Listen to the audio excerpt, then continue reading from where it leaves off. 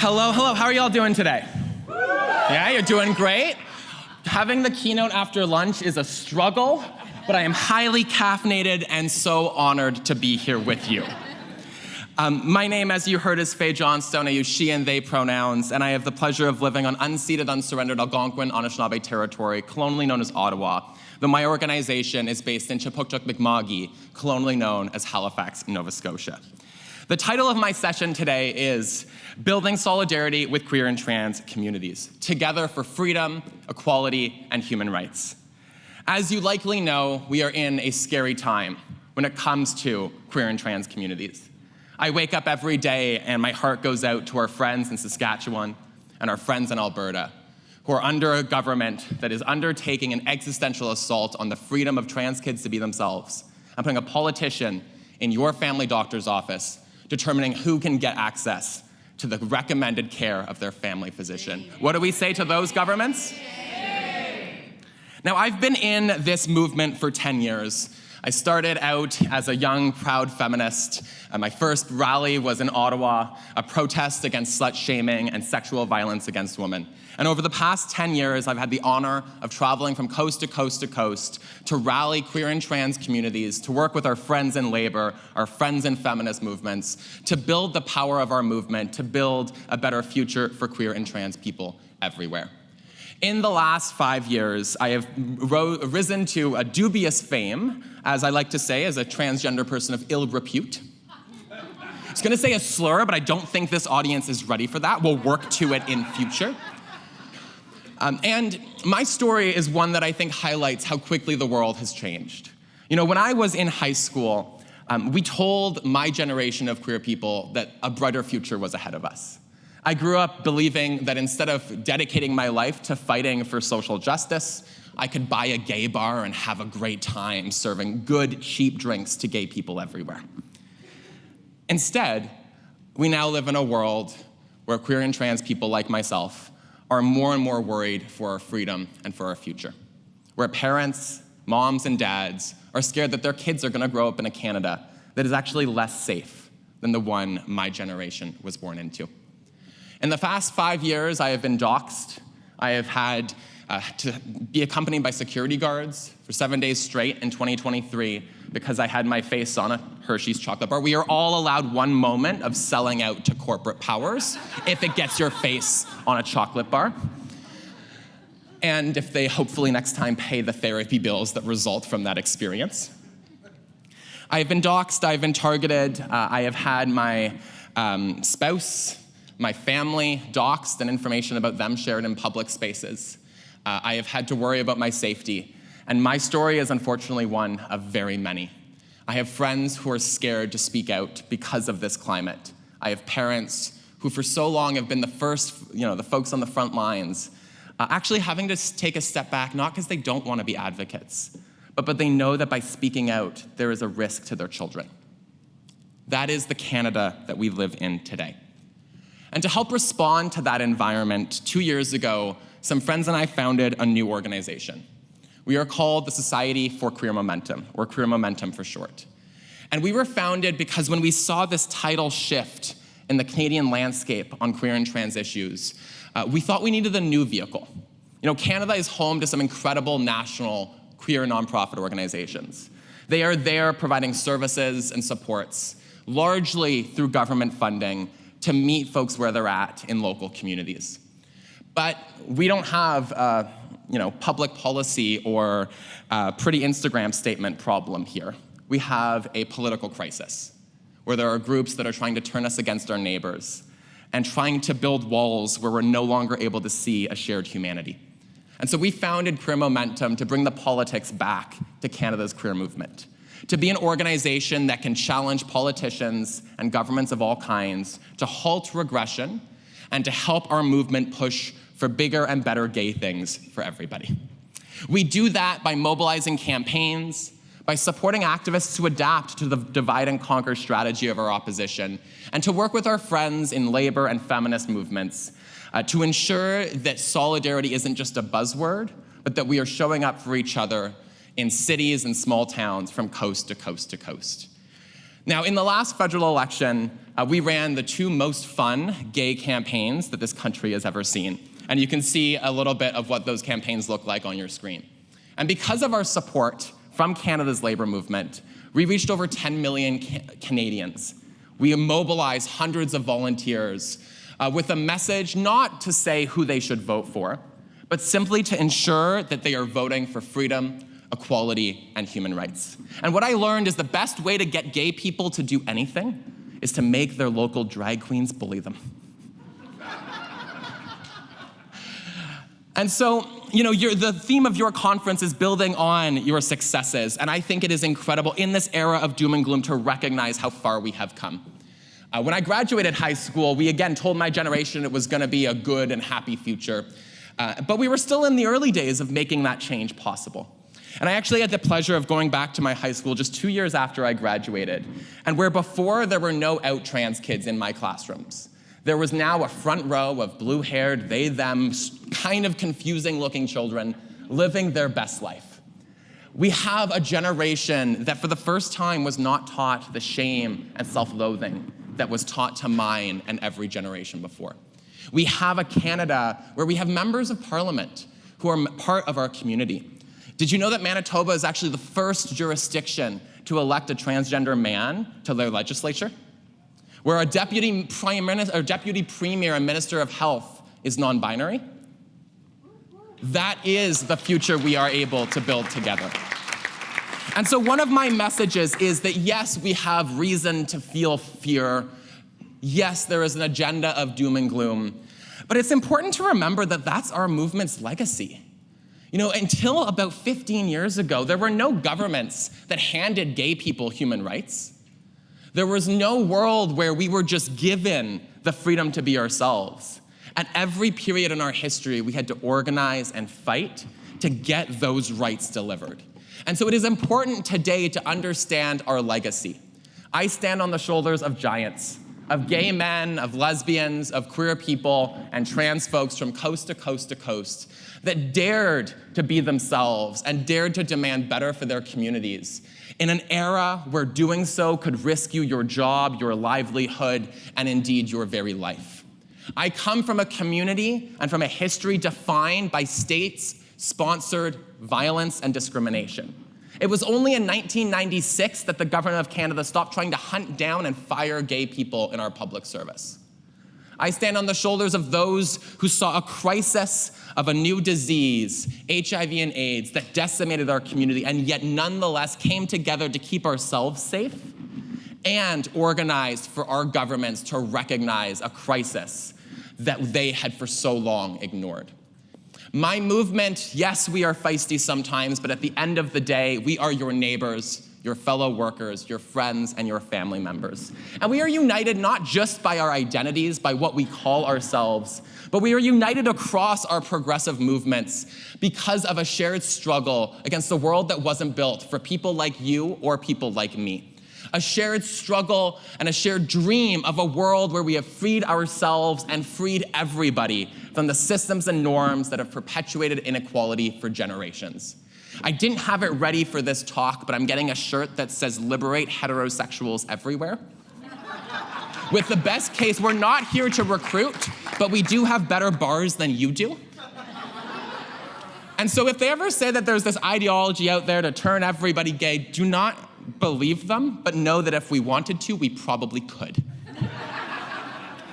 Now, there's all of the good things, and there's the legacy of my movement, but then there is the reality that we live in today, and that is a Canada where, as I mentioned, my community is more fearful for our rights and freedoms than we were 10 years ago, where we've seen a 388% increase in hate-motivated violence targeting our community between 2016 and 2023, where I wake up every day worried that I'm going to read about a violent assault, a death, or a bomb at a local Pride event. That is the country we live in today. And what do we say to that? Shame. We live in a world where our pride flags are being burned and where our activists are being doxxed and targeted like never before. A world where our friends in labor have to show up and defend parents from bigots who are shouting horrible things at and about their children. And it is not just something targeting queer and trans people. It is part of a global resurgence of fascism, of populism, where there are governments and politicians trying to strip away the checks and balances on government power, to put a politician in your doctor's office, and define freedom to only look like people who live like they do. And what do we say to them? In Canada, you can see on your screen or on the screen now what that regression is looking like. That is looking like denying trans kids the freedom to be themselves at school while presenting a false choice between supporting parents or supporting kids. We reject that false choice and we choose instead to build healthy schools and happy families where we lift everybody up. Are you with me? In Alberta, they are putting a politician in your doctor's office looking over a mom's shoulder and saying that that mom and that kid and that physician are no longer able to get the care or be offered the care they deserve. Have no doubt again that this is not just about trans people. If they can put a politician in your family doctor's office when it comes to trans kids and our health, whose health care do you think they're coming for next? We see this attempt to ban transgender people from sports and recreation. And I understand there are some of my gals who are built better than y'all are. We are also allowed to win things. I would have, and I am all for a conversation about fairness in sports. Can I have any woman in the room who are over 5'8" raise their hand? Okay, you are now only allowed to play sports against each other, otherwise you have a biological advantage. I want to have a conversation about fairness in sports that recognizes that Michael Phelps has very strange feet, and only he should be allowed to play against people who have very strange feet too. I want to have the conversation about fairness in sports, where these folks pretend to care about women's sports for 5 seconds flat, only so they can punch down on another community that has been historically excluded from those spaces. What do we say to them?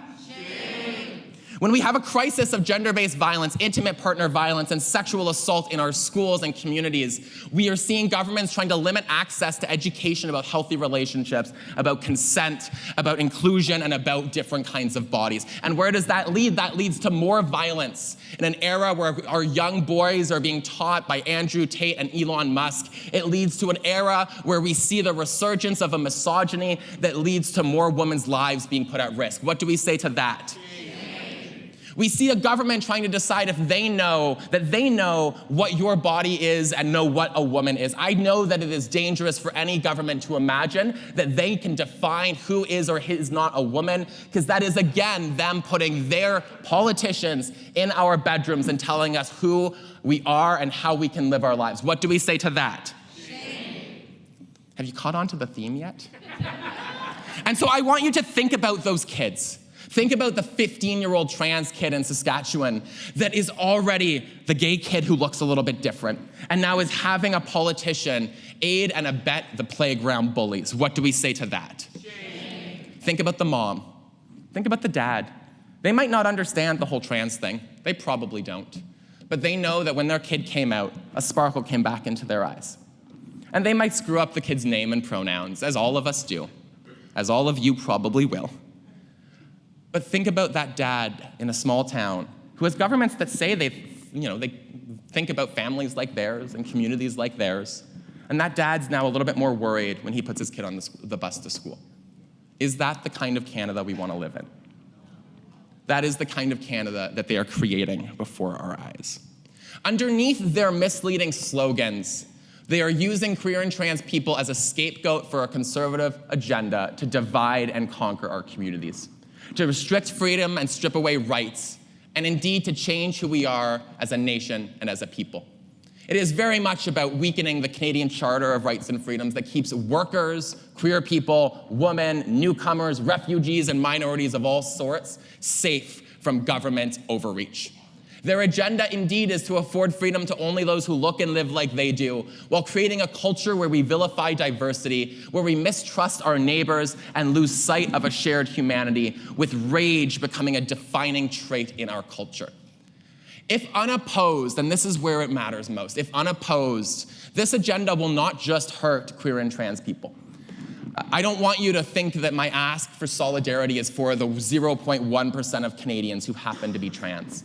I want you to understand that their game and that their agenda is to make you not care about people like me, so that they can scapegoat us through Trojan horse policies that curtail everybody's freedom. They are going to use trans people and the public's lack of familiarity with us, and the fact that, yes, some of us are 5'11", deep-voiced and broad shoulders, and gorgeous while doing it, to roll back. They're going to use this agenda to break the backs of our progressive movements. And if we are not able to tap in to have those conversations and to build a movement that welcomes everybody in, that we will lose. B this morning spoke about the need for the NDP and for our party, for our progressive movements, to have some hard conversation, to get back in touch with working people. And my movement has to learn that same lesson. If I go onto a union stage in 2025, the audience, not y'all, the audience is often scared before I step up to the podium. They're not scared because I'm trans. They're maybe a little bit unsure, a little bit nervous. I was gonna say something really mean, then I didn't. It's not because I'm trans. It's because they're expecting to be talked down to be lectured. And I think what I see in my movement is reflective of a broader culture in the left that we need to get our grips on. We do not convince anybody to change their minds or their behaviors with guilt and shame. But often we allow our righteous anger to express itself in that very way. And so if we're going to win this, when our communities are under attack, when queer and trans people are under attack, we have to fight back smart. And we have to organize not to feel good, not to amplify the base of radical lefties that already repost all of our Instagram stories, but in a way that works and reaches the farmer in Saskatchewan, the dock worker in Newfoundland. If we don't have a message that resonates with them, we will not be able to win. And so that is what I want to get into now. I do believe that we need a reset on all things queer and trans. And I also believe that we need to have a trans girl on stage to say it so that you're all allowed to do the thing that you probably already believe. We have to own our mistakes and understand what we're fighting for. Yes, we're fighting for the queer and trans folks over there. Yes, for every other minority group. We are in an era where we have had the conversation about intersectionality and recognize that we need to build from a foundation at that intersection of oppression, of anti-Black racism, of colonialism, of ableism and capitalism and everything else. But we must also remember a shared struggle, and I challenge us to remember that we can do both. We can build a world where freedom includes everyone, where we can all live a good life in a healthy community, supported by the strong public services, the social safety net, and culture that we need, which respects diversity and strives for equality. We can win by letting our condescension go, by being blunt about some of the mistakes that we've made in the fight for equality. I do indeed believe we have become full of ourselves. We thought we had won, that the homophobes, the racists had gone home, and that maybe we'd change them into good allies to gay people everywhere. We did not change their minds, we just taught them to be quiet again. And then they learned new strategies, and they adapted to the moment. They found a slogan like parental rights, and they used it to insinuate fear and conspiracy in our classrooms. And we fell for their trap because we said loudly and proudly that you are a bigot. And we said loudly and proudly that parents don't have rights, they have responsibilities. Now, yes, that might be true if we bring the lawyers up on stage, but when has a movement ever been built or succeeded when you put lawyers on stage?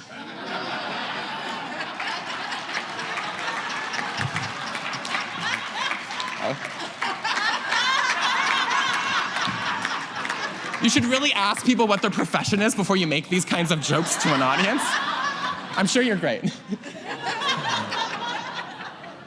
Imagine if you're a mom and maybe your English is your second language, and maybe in general our school boards are not good at helping us navigate those complicated environments, and you're scared because of what your kid is learning at school. And you do so because you've seen some weird stories from Rebel News or maybe National Post about those gay people and their ideology in the classroom, and then you hear the gay folks say you have no rights. Is that going to bring that mom onto our side? Or is that going to push them down a pipeline that leads to the PPC? My movement is indeed reacting with our fists up because, oh God, are we scared? We're terrified because we're seeing the world change all around us, and we're really tired of being harassed when we go to our grocery stores. We're really tired of being denied healthcare, denied housing, and still making less money than those heterosexuals next door. We are tired and we are angry. but we cannot win with condescension and rage, because that is their strategy. We win by letting the guilt and shame politics go to the wayside. We win by avoiding language like cis heteronormativity and getting back to talking about freedom, equality, and human rights for all. We do not lecture, we build conversations, we dialogue, and we recognize fundamentally that we actually can bring most people with us.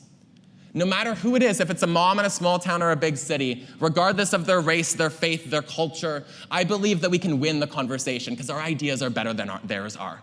Our ideas are more sexy than theirs are, undoubtedly. And because we are actually the movement that wants dialogue, that doesn't look down on people who disagree with us. We're excited for the opportunity to bring a new person into our big gay, in my context, or worker movement. We cannot win if people feel scared to ask questions.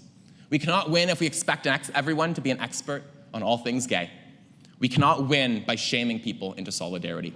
So I do not need you in this audience to be an expert on all things queer and trans. I do not need you to go into conversations as an ally with your fists up. What I need you to do is see a shared struggle, because your workers include members of my community, and they're more likely to be mistreated by their bosses, more likely to make less money than their colleagues do. I don't need you to memorize the science on puberty blockers. I need you to understand that no politician should override the medical advice of a physician or strip decision-making power away from a mom and their child. I need you to be an ambassador for our movements, to be the person who chooses to have a conversation with that mom who might say things that you disagree with. And I want you to go in again by remembering she's probably trying her best. In this era, I'm tired. I open my social media platforms and all I see is global crises and a world on fire. In this case, quite literally, a world on fire. And in this moment, we know that the right wing plays on that politics of rage, on tearing down institutions and pitting communities against each other. But we win on hope and defiance. We win on solidarity, because solidarity isn't about understanding everything about the person sitting next to you. It is, however, or rather, understanding that marginalized people, those who are not the powerful few, when we unite for what is right, we can build better for everybody. That's the kind of Canada that I want to build for workers and for queer and trans people. Are you with me? I am tired of petty politics. I am tired, and I say this as the trans girl on stage, I am tired of a politics of purity. I believe that we fight over the smallest things, and that only weakens our movements. I ask people often, do you feel welcomed into our progressive left? Or do you feel like there's a test that you're taking every day that no one ever gives you the answers to? And we will say this, and we will talk about being an inclusive movement, and then we will inflict that culture and that test on our neighbors and our fellow workers. My favorite union leader is the president of the Longshores people out in BC, because that boy will go to bat, and he will introduce himself to his working class dudes with his pronouns, and then he will punch you out if you're mean to the trans people. Please don't tell him I said that. You will mess up, oh, he'll love it actually. You will mess up my pronouns. I like to share that as somebody who hangs out with trans people a lot, it's really hard to keep track of them sometimes. And sometimes our genders are very weirdly worded. I do not know, and I do not need you to know, what demigender means. He's just having a great time. You will stumble over our acronym, because yes, we keep adding words or letters with the best of intention, and yes, it keeps making straight people look worse. I also cannot say 2S LGBTQIA+ without taking a bit of a drink and then wishing that I could get 5 seconds back in my life. I don't care what version of the acronym you use. I want you to commit to centering Two-Spirit and Indigenous LGBTQ people, yes, but I really like to call us the gays and lays who have better parties. And so I don't care what version of the acronym you use, I care what works and what wins. I do indeed often call us the gays. I'm not saying that the straight people in the room can just call us the gays, but LGBT or queer and trans or Two-Spirit queer and trans are great alternatives. I don't care if you say pronouns or preferred pronouns. I don't need you to understand the intricacy of somebody's gender identity, because I haven't been able to figure out how straight people work, and I've been with y'all for a long ass time. I have bigger battles to fight than the minutia of linguistic struggle. I have bigger causes to fight for. I care more about your intention, your commitment, yes, to continual learning, because we have a lot to teach straight folks everywhere. And I care about your solidarity in our time of need. My community is indeed under attack. And in that moment of struggle, we need to respond with unity and shared values. We need to stop falling for their trap and reject a false choice and instead choose to help all kids and all families. We can avoid the big words and policy detail because too many of us have too many master's degrees. I say as somebody who has one too, and too many lawyers. Instead, we can choose value-centered approaches. We can choose dialogue and relationship building. We can recognize that concern and fear are not the same as bigotry and homophobia. It is not your homophobic uncle that worries me, it's Pierre Poilievre. We can build coalitions to unite our progressive movements and to correct the vibes so that we're the movement everybody wants to hang out with. Because if we can build a big, loving, and united progressive movement that welcomes everyone in, we can put the conservatives back where they belong, and that is out of the House of Commons.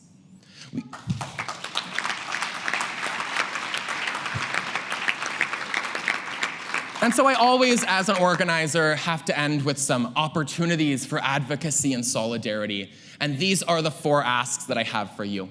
The first is to continue amplifying the advocacy from your friends in our queer and trans movement, to bring workers and allies out to those drag story hour defenses, to those pride events, to those festivities, and to those moments where action matters. At your pride activities this year, don't just go and say, we the unions love gay people, because we know, we have figured it out. Your executives look a lot like my people.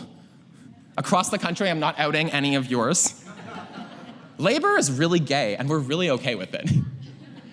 But use it as an opportunity to recruit, right? Bring out your petitions, bring out your flyers, and use Pride as one of the best opportunities to bring people into a united worker and labor movement, and help bring those folks in and by showing up for them too.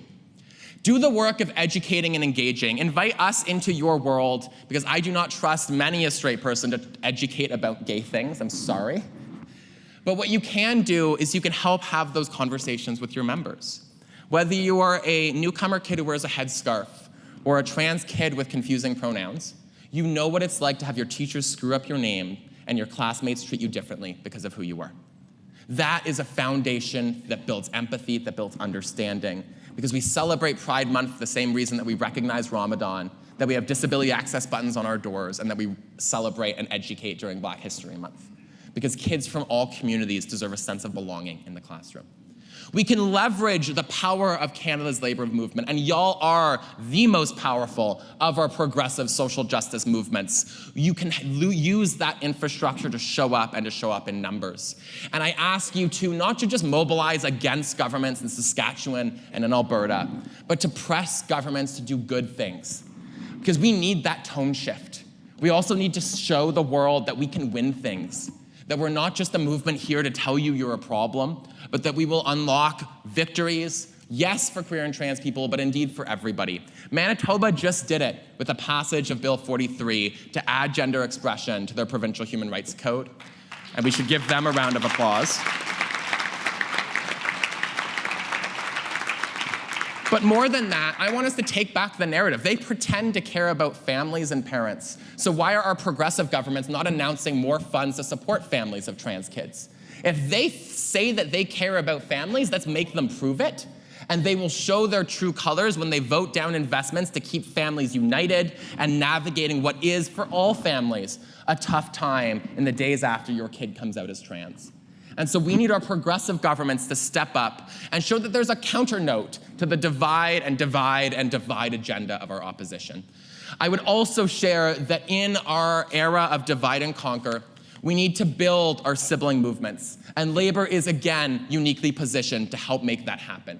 A stronger queer movement leads to a stronger progressive movement, leads to more victories and more power in our communities. And by lifting up those movements that are on our periphery, but also that are part of labor's long-standing legacy, we can create a movement that can put politicians back in their place and deliver better for marginalized people of all kinds. Is that the future you want for your families? And so the end note is to please scan my gay QR code and go to my website so I can bully you lovingly into showing up to the next opportunity and advocacy moment, because I need your contacts. And I also know that your world is better at building and supporting organizers than my gay world is, because we haven't had to do it for 20 years, whereas y'all have never been able to stop fighting. We need your support and your solidarity, but my commitment to you is that if you show up for us, we will continue to show up for you. I've been on the picket lines. I spend more time in labor these days than anywhere else, because we know that solidarity is not transactional. Solidarity is not about saying, you did this for us, so I'll do this for you. It is coming together in a shared struggle and a shared vision of a better world for queer and trans people everywhere. And so we are defiant in the face of hate, and we are united in the face of division, because we believe that we will win, and as I like to say, with your support, we will make Canada gay again. Thank you so much. It's been an honor and a pleasure, and keep building a better world for workers and queer people of all kinds. Oh.